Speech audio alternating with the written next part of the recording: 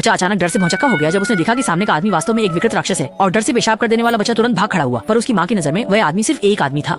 जाहिर है कि लड़के ने उसकी छिपने की कोशिश को पहचान लिया, तो उसी रात वह लड़के को खत्म करने पहुंचा, लेकिन जागे हुए छोटे लड़के ने उसे काट लिया। एलियन दर्द से पीछे हट गया और जैसे ही वह जान से मारने की कोशिश करने वाला था तभी उसके माता पिता ने शोर सुना। एलियन यह देखते ही तुरंत बिस्तर के नीचे छुप गया। माता पिता ने सुना तो तुरंत अवाक रह गए और उन्होंने सोचा कि छोटा लड़का भ्रम का शिकार हो गया है, इसलिए अगले दिन उसे मनोचिकित्सक के पास ले गए।